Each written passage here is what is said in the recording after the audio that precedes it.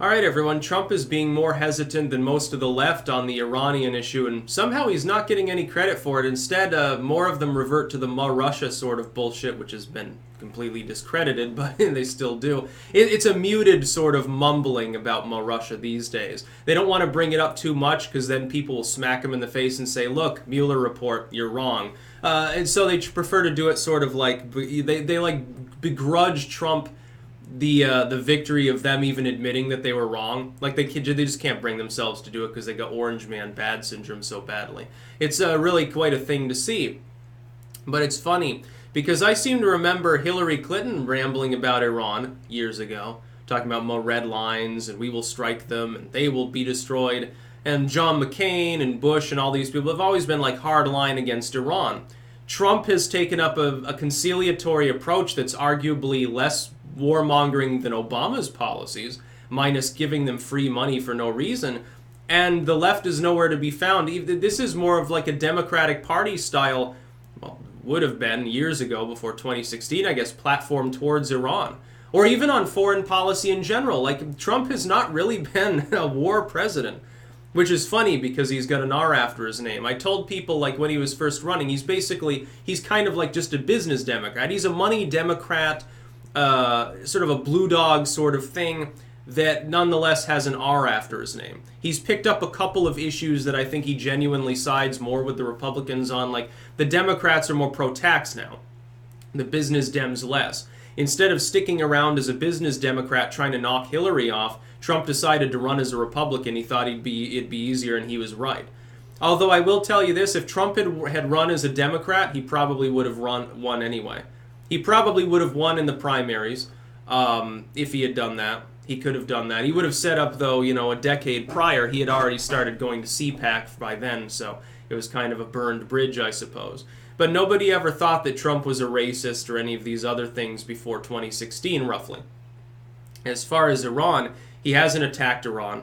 He actually pulled off a spectacular maneuver there with saying that some dumbass general did it on accident because he got the nation of Iran to take that and run with it, even though it's probably not true. It was probably a purposeful attack. Trump, instead of deciding to start a nuclear war, said, "Oh, I'll give them an easy way out, but they're going to have to admit that one of their generals is a dumbass." And so Trump gets what he wants. That's a total smack in the face to Iran, but they ultimately, at the end of the day, they didn't want to deal with being struck in a military fashion, which is exactly why he pretended. He issued a feint. And then very, very visibly the next day. Why do you think that the American people, within mere hours, knew that a strike had been ordered and then pulled back? Don't you think that would have been kind of classified under normal circumstances?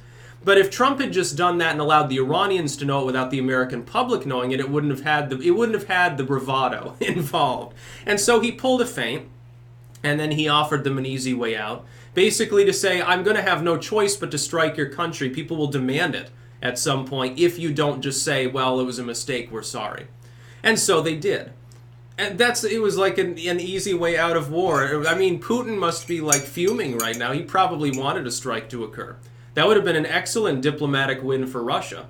But the Iranians decided not to play ball. Iran has enough power that they're semi-independent from Russia.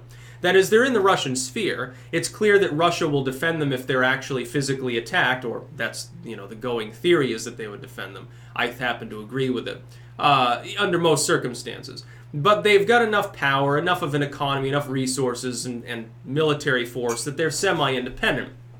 So Putin didn't get his way. This was actually more of an attack upon Russia diplomatically than upon Iran, arguably. Trump turned what could have been a significant loss, a real embarrassment for the U.S. Our unwillingness to enforce our ability to operate in these international waters, that would be bad. Striking them would also be bad. It was a lose-lose. He turned a lose-lose situation on its head and won. He should be getting major kudos. The Republicans should be cheering in rank right now for Trump for thinking up such a thing. Or whoever thought it up is a genius. It was probably military generals that said, hey, why don't we try this? And Trump went along with it. Trump's madman strategy of pretending to be unhinged and ignorant is working very, very well because people keep believing it. I mean, it's the gift that keeps on giving.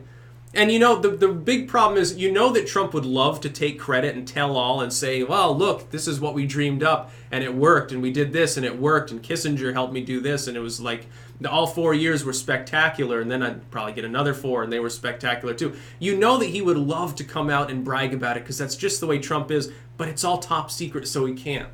That's the one sticking point. The one thing I think that probably bothers Trump more than anything else, this is just a theory of mine, is the fact that he can't take credit for everything that involves his specific finesse. Or at the very least, his good acting skills if someone else has dreamed something up. Of course, to go along with the madman thing, you have to occasionally act like a court jester. He's willing to do that. He's been doing that for 1,000 years anyway. He was on The Apprentice. He was Donald Trump. He plays Donald Trump on TV. He plays Donald Trump on radio. He plays Donald Trump in the White House. It's Shakespearean. He's a master occultist. He's a shapeshifter, a werewolf. At least in the sort of philosophical branch of radio werewolf or something like that. By the way, look that up. Look up Nicholas Schreck or something. Then you'll understand lycanthropy in the more psychosocial sense. But yeah, Trump's really great at that. You think what you will about many of his policies, but he hasn't started a major war. He's averted major crises on several different occasions using these sorts of methods. Proof is in the pudding. It's working. Yeah, I support Trump generally on foreign policy. The one thing he did that I didn't like was the Syria strikes. But the thing is, literally emptied out the airfield beforehand and showed that, yes, we are capable of striking and no one will do jack shit. Under the circumstances, I guess it was better than any alternative. You can't back down. The other thing is this. I don't support U.S. imperialism or warmongering in any sense by anyone. But if someone else is trying to go toe-to-toe, if they're trying to get a big dick or something, we have no choice but to react in some way.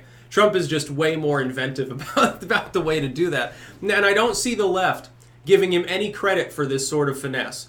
He is a master of these things. His strategy is working.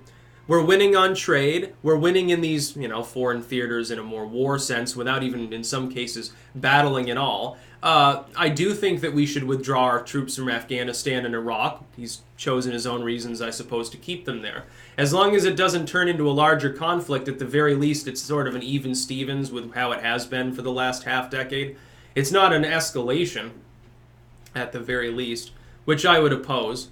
It would be a big problem. Like if Trump before 2020 does start a war with Iran or goes into Syria or something, I would probably have to drop him like a hot potato because I'm so anti-war. But he managed to avert such a thing in Iran.